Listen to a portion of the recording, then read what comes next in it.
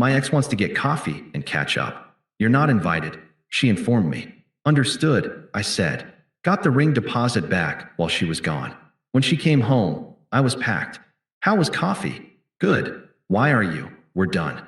Hey viewers, before we move on to the video, please make sure to subscribe to the channel and hit the like button if you want to see more stories like this. Thanks. The Saturday morning sun cut a bright line across our wooden floor, catching dust motes dancing in the air. It was our kind of morning, lazy and quiet. The scent of the coffee I'd brewed hung in the apartment, a familiar, comforting smell. I was scrolling through news on my phone, my feet propped on the ottoman, feeling the simple, uncomplicated peace of a day with no plans. Qley, however, was moving with a purpose that felt out of place. I watched her over the top of my screen. She was at the full-length mirror by the door, not in her usual weekend uniform of leggings and an old t-shirt of mine, but in a dark, fitted dress. She'd done her makeup, the kind that took time, the subtle smoky eye, the precise lip liner. This wasn't for brunch with her girlfriends. That look was louder, more glittery. This was something else. You look nice, I said, putting my phone down. Big plans. She didn't turn from the mirror, instead critiquing the line of her dress. Yeah, just meeting someone for coffee. The casual tone was a little too forced. A tiny alarm bell, soft but persistent, started ringing in the back of my mind. I kept my voice light, easy. Oh, cool. Who with? She finally turned, but her eyes were on her phone, her thumbs tapping out a message. A small, almost imperceptible smile played on her freshly lined lips. My ex Jason. He's in town. The words landed, but they didn't fully compute at first. Jason, the one from before me.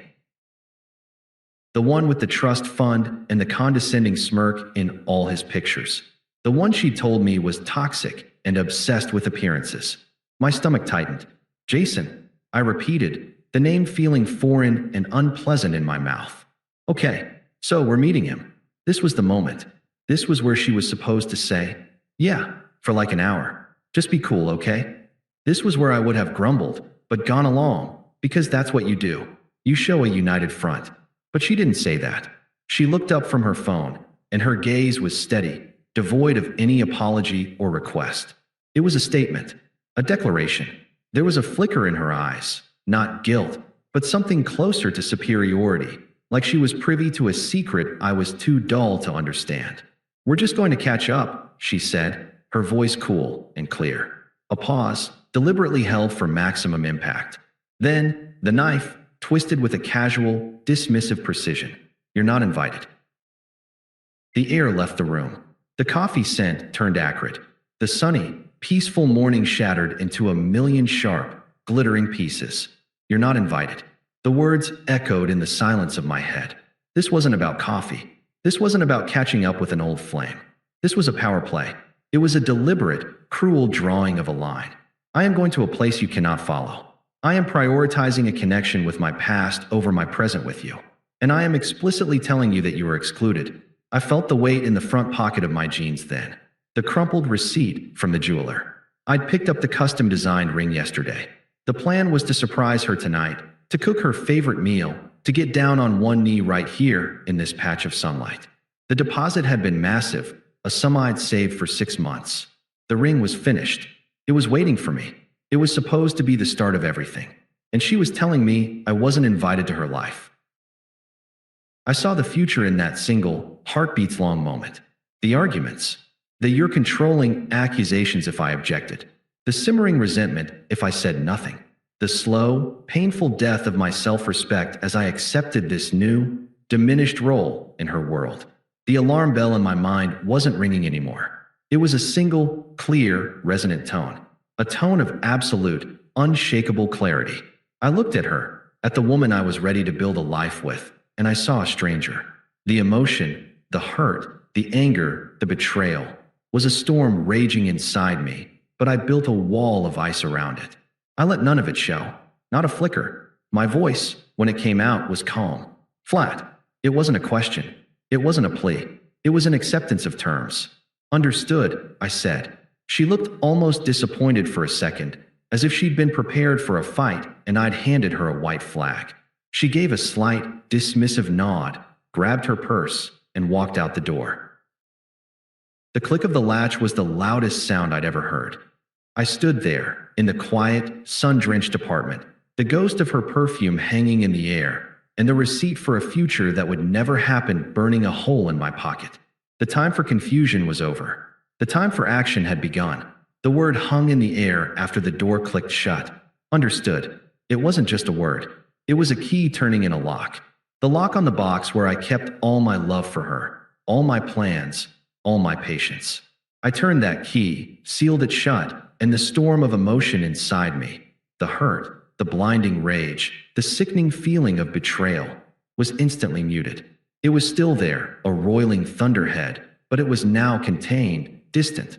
The energy it generated was no longer chaotic. It was transformed into a cold, focused current. I moved. My first action wasn't frantic. It was deliberate. I pulled my wallet from my back pocket and extracted the receipt. It was creased from a day of carrying it around, a tangible secret. The jeweler's elegant logo was embossed at the top. Below it, the description, 14K white gold, 1.2 CT custom solitaire with pave band. And the number, the staggering number I'd worked overtime for months to save. I dialed the number printed on the receipt. My hand was steady. My voice, when the receptionist answered, was unervingly calm. Yes, hello. My name is Mark Evans. I have an order for a ring. Pickup was scheduled for today. I gave her the order number. I need to cancel the order and process a refund of my deposit to my original card. Oh, the woman on the other end sounded surprised, a little flustered. I'm so sorry to hear that, sir. Is everything all right? The engagement is off. I stated, my tone flat, factual. I offered no further explanation. There was no crack in my voice, no performative sadness. I was closing a business transaction that was no longer profitable. I see. Of course, sir. I'll process that for you right now. The refund may take 3 to 5 business days to appear. Thank you, I said, and ended the call. I placed the receipt on the kitchen counter, right in the center, a monument to a canceled future. Then, I walked to the bedroom and pulled my largest suitcase and a set of moving boxes from the top of the closet, the ones I'd kept from my last move. I worked with an efficient, detached rhythm. This wasn't a heartbroken man packing. This was a strategist executing an extraction. I started with my clothes, my side of the closet, my drawers. I didn't look at her things. I didn't pause to smell a sweater of hers or look at the photos on the dresser. Those were relics from a country I had been forcibly deported from. They held no power over me anymore. I took only what was unequivocally mine. The books on my nightstand, my laptop, my charger, the high-quality headphones I'd bought myself for my birthday. I left the TV we'd bought together, the kitchenware we'd accumulated as a couple, the throw pillows she'd insisted on. They were part of the life I was leaving, artifacts of a shared history that had just been proven a lie. They were ballast, and I was cutting it all loose. Each item placed into a box was a weight lifted. The suitcase held my essentials. The boxes held the rest of my former life.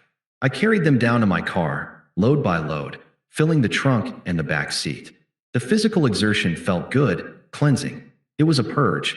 When the last box was in the car, I did a final walkthrough. The apartment already felt different.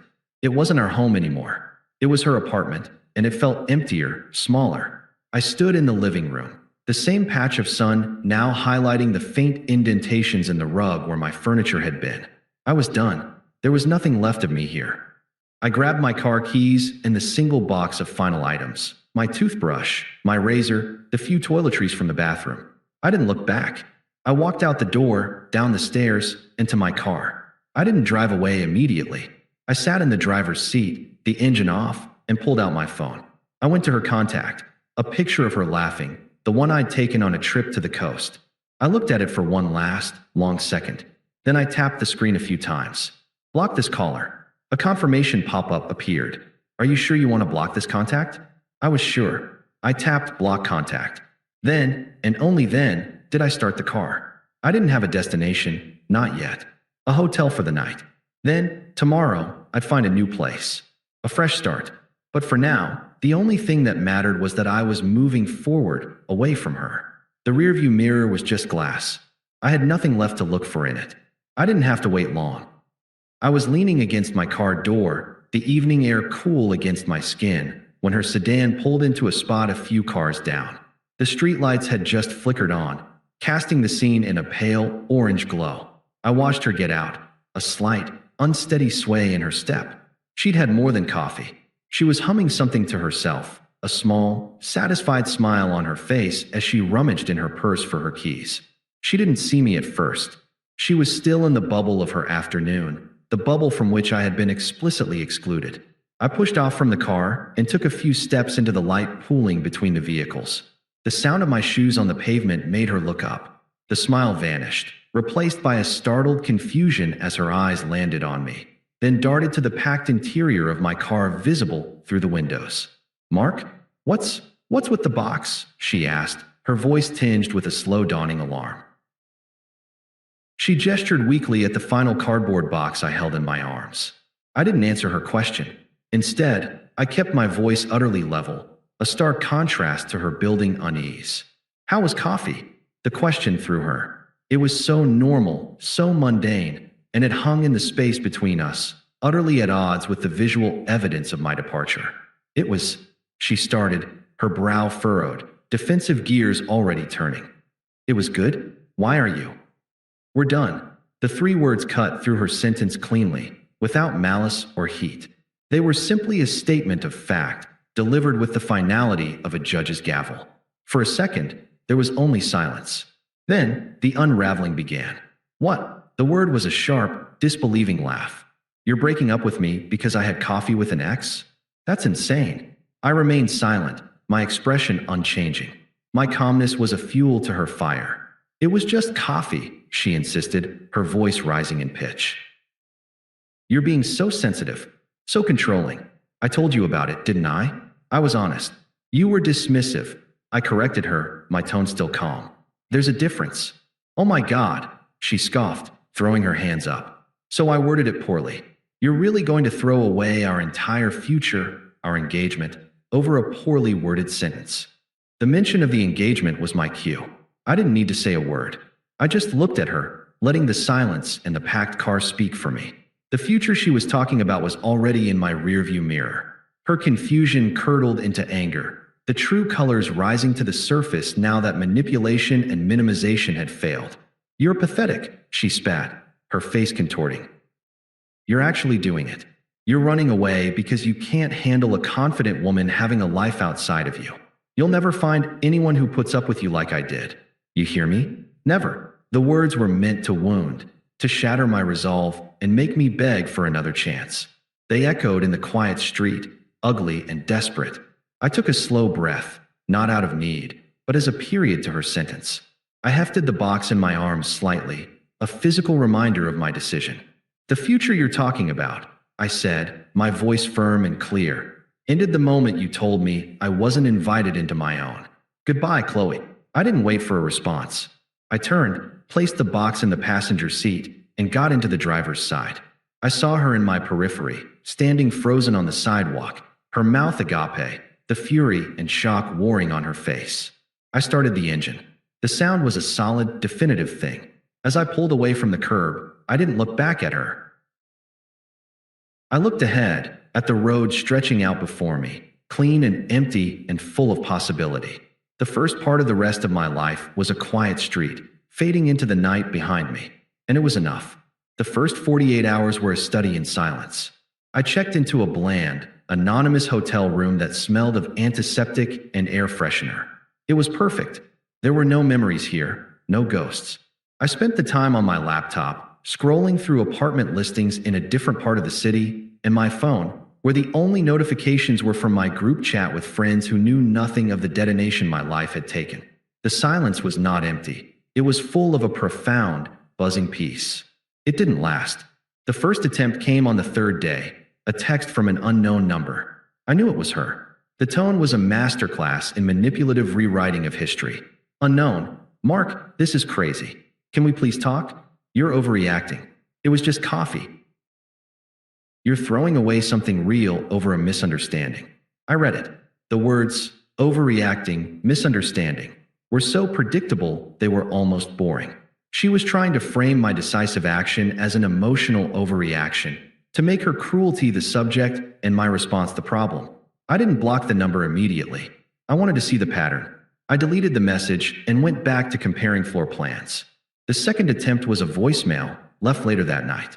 Her voice was different now, stripped of its defensive posture and layered with a trembling, performative desperation. "Mark, it's me. Please pick up." "Okay, fine, I get it. You're mad. It was stupid. Jason was nothing. It meant nothing. He's gone. He left town. It was just, I don't know, ego. I made a mistake. A huge, huge mistake. Please, I need you. I'm so alone in this apartment. It's so quiet. Just call me back. Please." I saved the voicemail, not out of sentiment, but as evidence.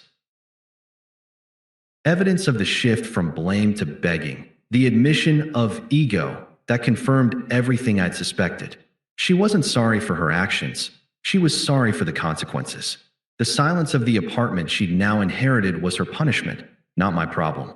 I deleted the voicemail from my inbox and blocked the new number. The third message was a text, this one venomous. The mask was fully off. The desperation had curdled into pure, unfiltered rage. "Unknown, fine. Be that way. You were always too weak for me anyway. You can't handle a real woman. You'll be back. You'll realize what you lost, and you'll come crawling back." And I'll laugh. I almost smiled. This was the real Qley, the one who had told me I wasn't invited, the one for whom love was a battlefield and respect was a sign of weakness. This message was a gift. It was the final, ironclad confirmation that I had made the only possible choice. I blocked this number, too. Then, the flying monkey arrived. My phone buzzed with a contact I had, Sarah, Qley's most toxic friend, the one who always seemed to be cheering from the sidelines whenever Qley did something brave and selfish. I answered, putting it on speaker as I continued to pack my suitcase in the hotel room. "Mark? Hey, it's Sarah." Her voice was saccharine, laced with false concern. "I know," I said, my tone flat. "Listen, I know what Qley did was messy, but she's a mess. A complete wreck. You have to understand, she's spiraling. She's really, really sorry. A real man would find it in his heart to forgive her. She's learned her lesson." I stopped packing for a moment. "Sarah," I said, my voice devoid of any emotion, "is there a point to this call?" She sputtered. "The point is that you're being cruel. She made a mistake. Don't you care about her at all?" "That," I stated calmly, "is no longer my concern. Do not contact me again." I ended the call and blocked her number too. The circle was complete. The pleas, the anger, the enlisted allies. It was all a script I was no longer reading from. A final email slipped through a day later, the last gasp before the digital silence became absolute. It was from an account I didn't recognize, but the voice was unmistakably hers. Subject: "I get it now, Mark. I'm writing this because you've blocked me everywhere else. I went to the jeweler today to see. I don't know what I was going to see. They told me you canceled the ring. You got your deposit back the day I left. That's when I finally understood. You weren't mad. You weren't hurt. You were done. You made your decision while I was still at the coffee shop. You were already gone. Jason hasn't answered a single text. He used the catch-up to try to sleep with me one last time for old time's sake, and when I said no, he vanished. He was just using me, and I threw us away for that. For nothing. I get it now. I finally understand what I lost, and I have to live with that." Qley, I read it once. Then I selected the email and clicked delete. I didn't need her understanding. I didn't need her closure. Her unraveling was not my burden to carry. The karma was not dramatic. It was quiet and total. She was alone in the apartment she had made sacred to her own exclusion, haunted by the ghost of a future she had casually incinerated for an ego stroke from a man who saw her as a conquest. She was broke, having relied on my income for the larger bills. She was isolated, her social circle now tainted by the pathetic truth of her situation. And I felt nothing for her but a distant, academic pity, the kind you might feel for a historical figure who made a catastrophically bad decision. It was over. Her consequences were hers to manage. My life was just beginning. 2 months later, I was in a booth at the Grizzly Bear, a pub we'd never visited together, laughing with 2 of my oldest friends. The air was thick with the smell of fried food and beer, and a noisy game of darts was underway in the corner. I was relaxed, my arms slung over the back of the booth, a cold pint in front of me. This was my world now. It was louder, messier, and infinitely more honest. I saw her the moment she walked in. Qley. She was with Sarah, huddled by the door as if bracing against a cold wind. She looked thin, and the dress she wore was one I recognized from a happier time. It now hung on her a little too loosely. Her eyes scanned the room, and when they landed on me, they widened, then filled with a desperate, hungry hope. I looked away, turning back to my friend Mike's story about his disastrous golf lesson. I took a slow sip of my beer. The peace inside me didn't so much as ripple. A shadow fell over the table. I looked up. She was standing there, her hands clenched into nervous fists at her sides. Sarah lingered a few feet behind, a sour look on her face. "Mark, hi." Her voice was a fragile thing, barely audible over the pub's din. "You look good."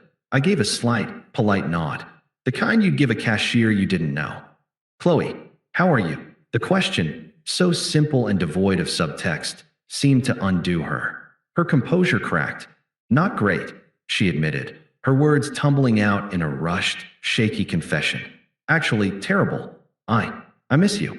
What I did was the stupidest thing I've ever done." He meant nothing. "You meant everything." She was waiting for it, for me to soften, to say, "I'm sorry you're hurting," or "It's okay," to offer her a lifeline back into my orbit. I said nothing. I just looked at her, my expression neutral, my eyes clear. There was no anger in them, no lingering love, not even the cold satisfaction of being right. There was simply nothing, a vast, quiet expanse of indifference. My silence was more terrifying to her than any shout. She filled it, her voice cracking with emotion. "So that's it. After all that time, after everything we built." I placed my pint glass down on the coaster with a soft, final click. I wasn't talking to the woman I'd loved. I was explaining a basic fact of the universe to a stranger. "That was a different life," I said, my voice calm and even. "I've made my peace. I'm happy in this one." I paused, letting the truth of those words settle in the space between us. She could feel it, the genuine, unshakable contentment that radiated from me. It was the one thing she could never fake, never manipulate, and never take from me. "And you're not in it." For a long moment, she just stood there, completely still. The desperate hope in her eyes extinguished, replaced by a dawning, horrifying understanding. She was looking at a man who was truly, completely free, and her presence, her pain, her very existence, was as relevant to him as a forgotten receipt for a ring that had never been picked up. She was powerless. She was irrelevant. Without another word, she turned and walked away, her shoulders slumped in a defeat that was both total and permanent. Sarah shot me a venomous look before scurrying after her. My friend Leo whistled low. "Dude, who was that?" I picked up my beer again, the faintest genuine smile touching my lips as I turned back to my friends. "No one," I said, and I meant it. No one at all. The conversation moved on. The darts game got louder. The night continued. I was already there, present and alive in my new life. A life she had unwittingly given me the courage to claim. And it was better than anything I had left behind. Thanks for watching. Make sure to subscribe to the channel and hit the like button. What do you think about this story? Share it in the comments.